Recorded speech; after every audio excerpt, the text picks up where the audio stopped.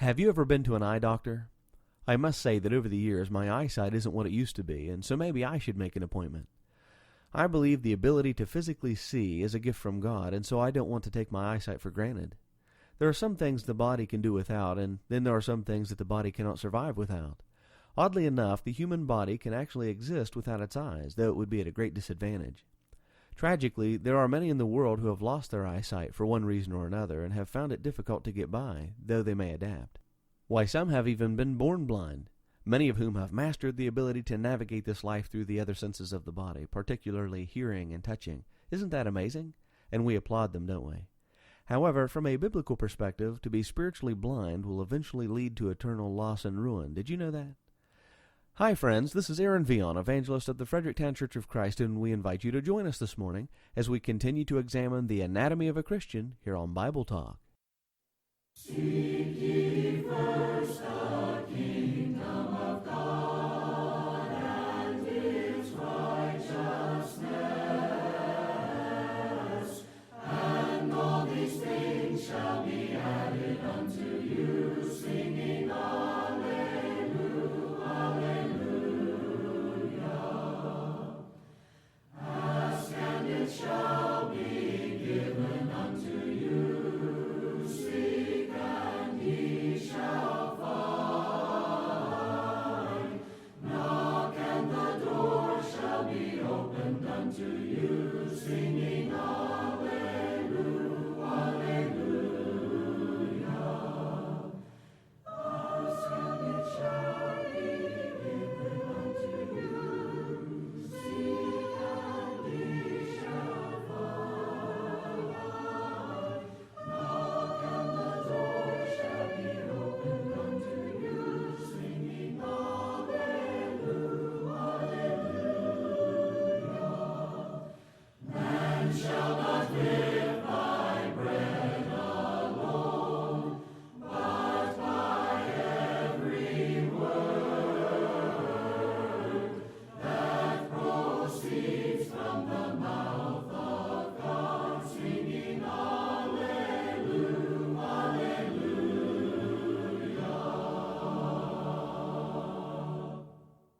Good morning, friends, and we certainly hope that you're all doing well this Lord's Day morning. My name is Aaron Vion, and you are listening to Bible Talk. As we mentioned in the introduction, we're going to discuss the anatomy of a Christian in our lesson this morning. There are at least four kinds of eyes found in the Bible: those referring to literal physical sight, those referring to desire, those referring to self-perception, and those referring to understanding. It's important that we consider each of these categories, if you will, if we are to be serious about a proper relationship with God. Now, I would like to begin this morning by looking at this list in reverse order. I'd first like to discuss eyes with regard to understanding. Have you ever had what we might call a light bulb moment? It was a moment of enlightenment. Well, Genesis chapter 3 and verses 6 and 7 really well describes that light bulb moment when we consider Adam and Eve in the Garden of Eden. It says, "So when the woman saw that the tree was good for food, that it was pleasant to the eyes, and a tree desirable to make one wise, she took of its fruit and ate. She also gave to her husband with her, and he ate. Then the eyes of both of them were opened, and they knew that they were naked, and they sewed fig leaves together and made themselves coverings." Whereas before, they were oblivious to the idea that there would be shame attached to nakedness after they had partaken of the forbidden fruit, that is, the fruit of the tree of the knowledge of good and evil. Then they had that light bulb moment. They gained understanding at that moment. And I think we can relate to the idea of having that moment of enlightenment. Now, to be sure, Adam and Eve sinned when they did what they did. They transgressed the word of God, the commandment of God directly. He told them, do not eat of the fruit of that tree, and they did. So our point is not that they were right in doing that. No, on the contrary. But what we do want to focus on is the fact that they were once naive and came to this moment of enlightenment, and they understood something that they formerly didn't understand. Now, when it comes to the truth, we must open our eyes. We must come to a point of understanding, a point of enlightenment. The psalmist says in Psalm 19, verse 8, "The statutes of the Lord are right, rejoicing the heart. The commandment of the Lord is pure, enlightening the eyes." The Word of God is that profitable, and we need to have our eyes opened when it comes to the truth. In Psalm 119 and verse 18 it says, "Open my eyes that I may see wondrous things from your law." And I also like to think about Matthew chapter 13 and verses 14 and 15. There are those who would not be able to understand because of the hardness of their hearts. They wouldn't see because of a willing blindness. He says, "Hearing you will hear and shall not understand, and seeing you will see and not perceive.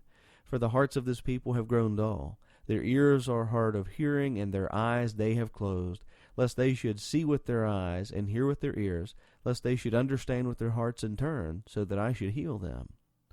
Did you notice, friends, that Jesus says here that their eyes they have closed? Clearly, then, we have the ability to willingly reject the truth. And, we can't be like that. We dare not be like the Pharisees who rejected Jesus. And he said that they're spiritually blind. They have the ability to physically see, but they could not spiritually see. And that's what they've done to themselves. And you can read about that in John chapter 9 and verses 39 through 41. But we need to have and must have our eyes opened to the truth. We must have understanding. The Apostle Paul says in Ephesians 5 and 17, "Therefore do not be unwise, but understand what the will of the Lord is." We are called upon to do that. James says in James 1 and verse 25, "But he who looks into the perfect law of liberty and continues in it, and is not a forgetful hearer, but a doer of the work, this one will be blessed in what he does." Well, there is also the kind of eyes the Bible speaks of that deals with self-perception, that is, seeing what we want to see. Now, of course, the world is full of those who see what they want to see. Why, it even may be you or I at times. And the problem is when someone sees what they want to see, the truth has completely evaded them. And it might be something vital that they simply need to know. There could be some tragic result if they do not pay heed to the truth. And it is frustrating. We see it in every walk of life. We see it in politics. We see it in religion, in the home, in all manner of relationships. There are those and circumstances under which people see what they want to see. Sometimes we notice with parents that they do not see the mischief that their children get into, but think that they are perfect. Or perhaps they go to the defense of their spouse or another loved one or a friend, not really accepting the truth that may be spoken against them. Or it might be of themselves, in which they are guilty of doing something, but when someone points it out to them, well, no, I don't do that, because they look at life through a particular kind of lens, and they're just not able to see it, or will not see it. Well, the Bible speaks of those types of things. For example, in matters of self-assurance and pride, Solomon says in Proverbs chapter 3 and verse 5, "Trust in the Lord with all your heart, and lean not on your own understanding." And in verse 7, he says, "Do not be wise in your own eyes. Fear the Lord and depart from evil." Similarly, the Apostle Paul says in Romans 12 and verse 16, "Be of the same mind toward one another. Do not set your mind on high things, but associate with the humble. Do not be wise in your own opinion." This is very important. David mentions in Psalm 36 and verse 2 that the wicked flatters himself in his own eyes. This is the self-perception that some may have. Or it may be not so much that one is dealing with a matter of pride, but is perhaps self-righteous. And, of course, the idea is that someone is completely justified in their own eyes, that they don't do anything wrong. You know, when someone is self-exalted, it's very difficult to reach them. In fact, in Job 32 and 1, it says of Job that the three men that visited him ceased answering Job because he was righteous in his own eyes. Solomon says in Proverbs 12 and verse 15, "The way of a fool is right in his own eyes, but he who heeds counsel is wise." Well, it's too bad that the Pharisee of Luke chapter 18 didn't follow that advice. If we were to look in the Scriptures for a perfect example of self-righteousness, Luke 18, 11, and 12 would be it. It says, "The Pharisee stood and prayed thus with himself, God, I thank you that I'm not like other men, extortioners, unjust, adulterers, or even as this tax collector. I fast twice a week, I give tithes of all that I possess." Well, this man was self-righteous. He looked through a particular kind of lens when he considered himself and justifying himself. And at the same time, he was a hypocrite. And Jesus spoke about this idea of self-perception leading to hypocrisy in Matthew 7. In verses 3 through 5, he says, "And why do you look at the speck in your brother's eye, but do not consider the plank in your own eye? Or how can you say to your brother, 'Let me remove the speck from your eye,' and look, a plank is in your own eye? Hypocrite, first remove the plank from your own eye, and then you will see clearly to remove the speck from your brother's eye. You know, I suppose there's nothing more frustrating to people than when someone who has unresolved issues in their life, things that they have never taken care of, wrongs they've not righted, at the same time turn and try to tell people how to live their life or how to correct their problems. And this is the self-perception we're talking about. These are the type of eyes that see what they want to see. And we need to avoid that and be serious about this, because after all, we are talking about the anatomy of a Christian, and we have to be careful of what kind of eyes we have, if you will. And now let us pause to consider the hymn, My Faith Looks Up to Thee, and then we'll return with more. My faith looks up to Thee. My faith looks up to Thee, Thou Lamb of Calvary, Savior divine. Now hear me while I pray, take all my guilt away. Oh, let me from this day be wholly Thine. May Thy rich grace impart strength to my fainting heart, my zeal inspire, as Thou hast died for me. Oh, may my love to Thee, pure, warm, and changeless be, a living fire.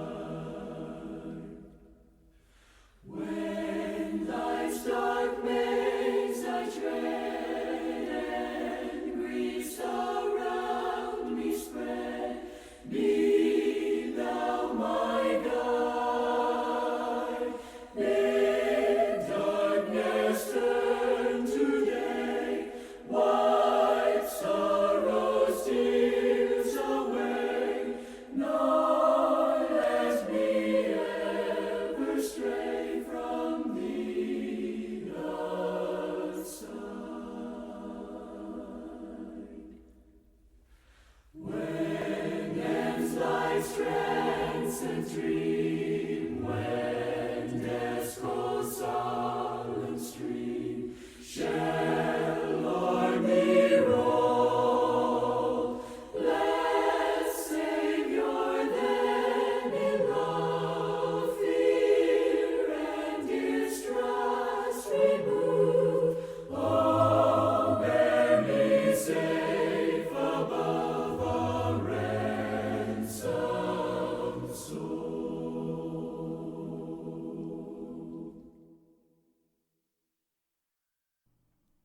What a beautiful hymn, My Faith Looks Up to Thee.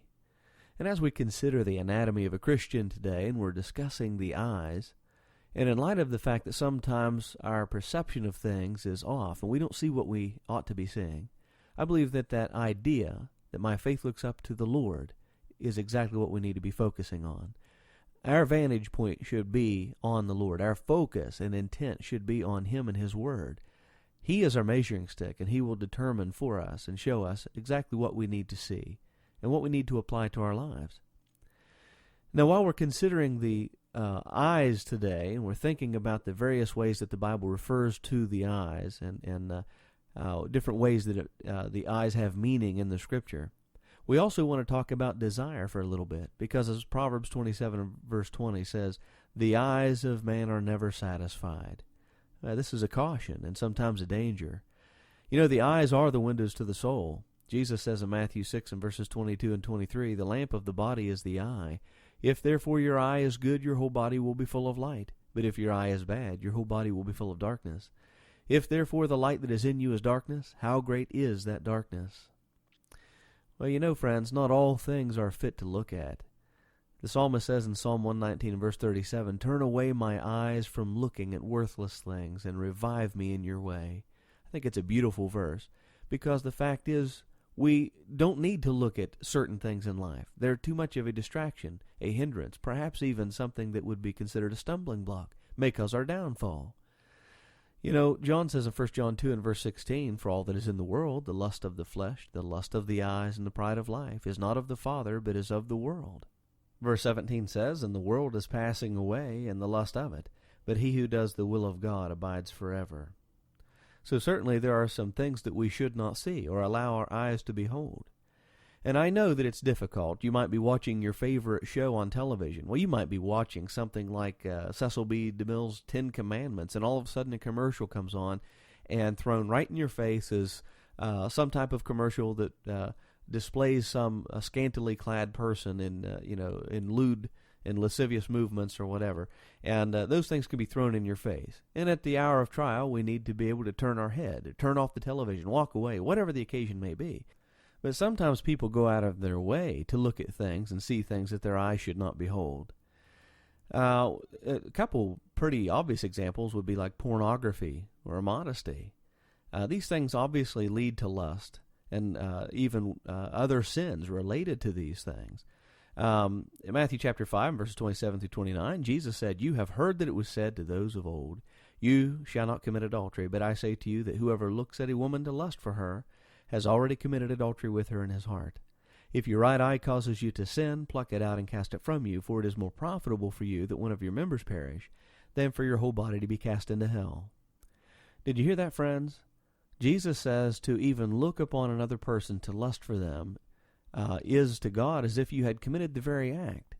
That's not to say that you did commit that act. It's just that sin is sin, and to lust for someone, in God's view of things, is a transgression of His commandments, His righteousness. And so He says that if your right eye causes you to sin, pluck it out and cast it from you. I want you to know Jesus is not talking about self-mutilation here.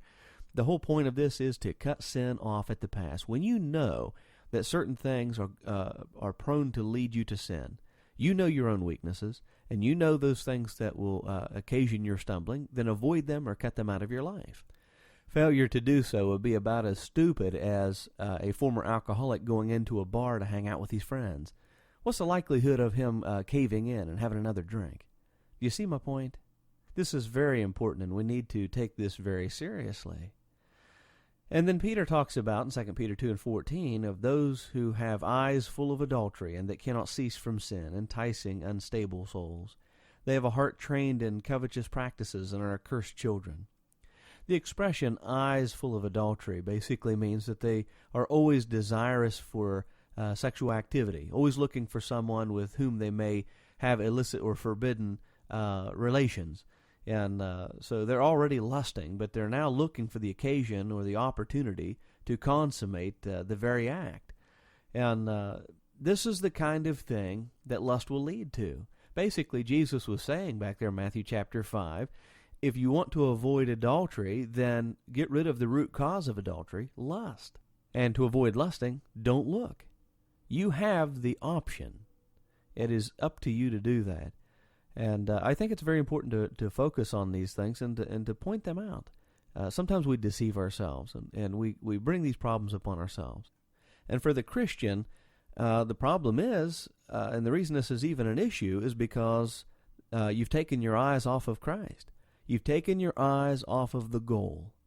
Paul says in Colossians 3 and verses 1 and 2, "If then you are raised with Christ, seek those things which are above, where Christ is, sitting at the right hand of God.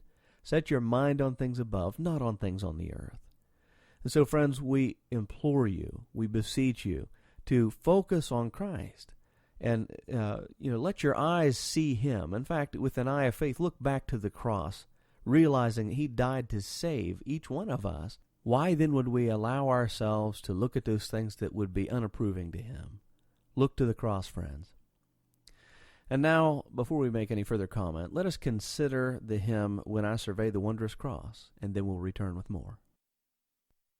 When I survey the wondrous cross on which the Prince of Glory died, my richest gain I count but loss.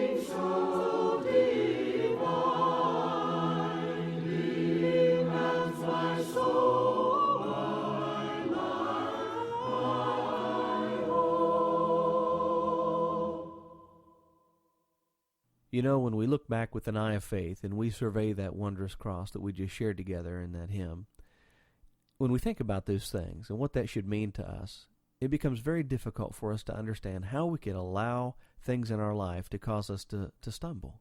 And as we're considering the anatomy of a Christian today, and in so particular the eyes, we are focusing on the idea that there are things that we should not allow our eyes to see, certain things we should not behold, because they're only going to cause problems for us. Some things are inherently sinful. I mean, what are some modern avenues for lust today that are inherently sinful? Well, pornography comes to mind. We talked about that already. Pornography is so available. It's a multi-billion-dollar-a-year industry.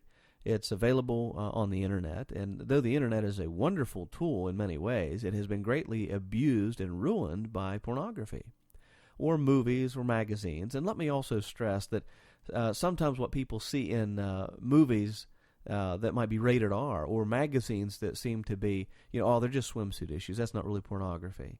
Well, I'm going to tell you something. If it's not, it comes awfully close. These things are wrong to look at altogether. There's never a time where those types of things are ever acceptable to the Lord. With the exception of a husband and wife in marriage, to look upon the nakedness of another person is something that's an abomination before God. When one of Noah's sons looked upon his nakedness, his lineage received a curse. You'll notice that in the Garden of Eden, Adam and Eve were the only two people on the planet, yet they were so ashamed of being naked that they felt the need to be covered. That's the problem with today's generation, is we have forgotten how to blush. And you can tell when it comes to clothing, or maybe I should say lack thereof. Some people call this time of year bear season because there's a lot of bare skin hanging out. Well, the fact is, what clothing is available for people is sometimes a problem for them if they want to look modest. Clothing, particularly women's clothing, I suppose, is designed to look sexy and revealing. Now, certainly not all of them, but there's so much out there that is a frustration to women professing godliness. They're inclined to make their own because it's very difficult to find something that is not immodest or draws unnecessary attention, causing the eyes of onlookers to look at them. Another area that immodest apparel becomes a real issue is in mixed bathing. Now, are we against swimming? Absolutely not. I love to swim. I'm not a very good swimmer, more like a rock, but nonetheless, I love to swim. But it is the lack of clothing and the skin hanging out, if you will, that's that idea of revealing one's body. That's the problem that you see with mixed bathing, is that there's a lot of flesh there for the eyes to behold, and it is a source of temptation toward lust. It's something that's serious and we need to take seriously. And some would scoff and that you're just being an extremist. Well, I'm going to tell you something. This sort of thing, guaranteed, provides temptation, and these are things that we should avoid because of that. So if you want to go swimming, knock yourself out. It's a lot of fun. But see, there are ways to do that without being in an atmosphere in which you provide temptation for someone else, perhaps, or at least for them to provide temptation for you. And there's other avenues in which lust may be promoted, and that is in dancing. Now, the Bible talks of different kinds of dancing, but the only dancing that it condemns is lewd and lascivious dancing. And I'm going to tell you something. Cheerleading, I would like to mention that right now, too, because the modern cheerleading seems not to be go team go like it used to be generations ago. There's a lot of lewd and lascivious dancing in the modern cheerleading. And the fact is, these types of things are designed to entice, and that's exactly what they do. Now, one may be naive about a lot of these things until they're exposed to it, but then they've come to the point of enlightenment, sort of like Eve and Adam in the Garden of Eden in Genesis 3 and verse 7.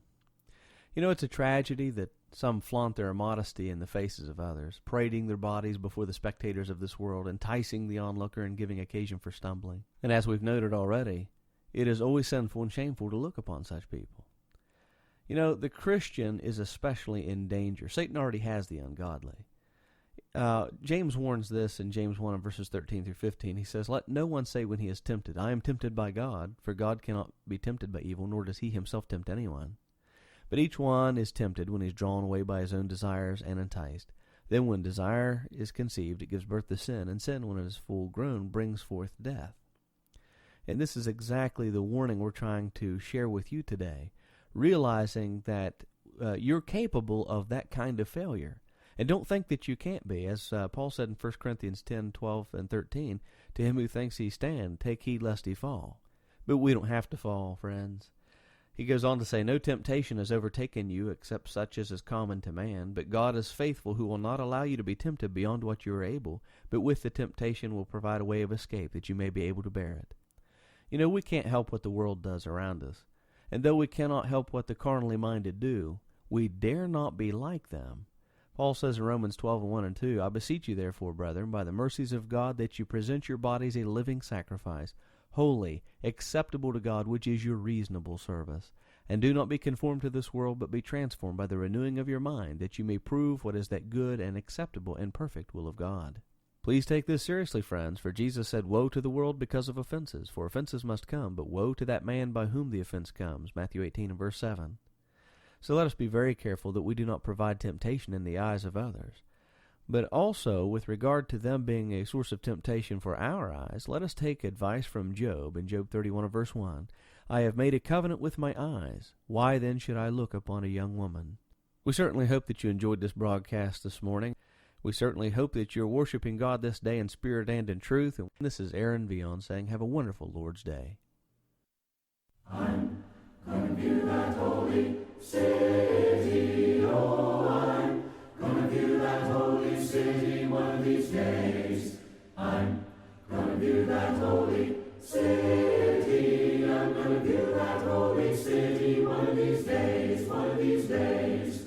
I'm gonna meet my loving Jesus, oh, I'm gonna meet my loving Jesus one of these days. I'm gonna meet my loving Jesus, I'm gonna meet my loving Jesus. View that holy city one of these days, one of these days.